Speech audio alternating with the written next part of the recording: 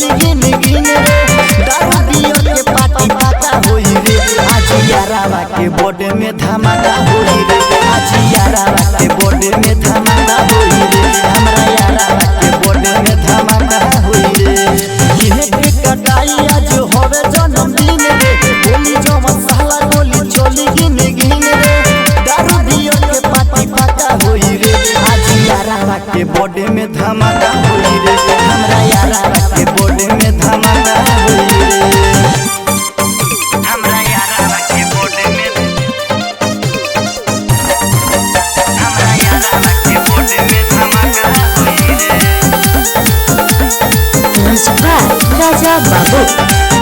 हमरा यारावा के बॉडी में धमाका होई रे अरे दुनिया से बढ़ के ते बड़े हमर भाई इंस्टा फेसबुक तोर बधाई से भराई जदी केहू बोली रे अरे जदी केहू बोली तो जाने से जाई तोरा पीछे खड़ा तोर बारे सब भाई अब पूरा सोर इलाका होई रे अब पूरा सोर इलाका होई रे आज यारावा के बॉडी में धमाका होई रे आज यारावा के बॉडी में धमाका होई रे हमरा यारावा के बॉडी में धमाका होई रे धमाका होई रे धमाका होई रे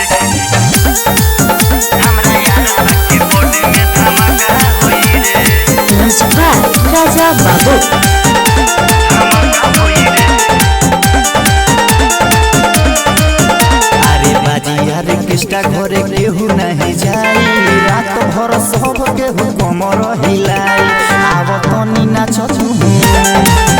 अरे रविंद्र कुनाल आज केक खूब खाई हे रविंद्र आज दिल से बधाई चली दुनाली भीड़ फाका होई रे चली दुनाली भीड़ फाका होई रे आज यारावा के बॉडी में धमाका होई रे हमरा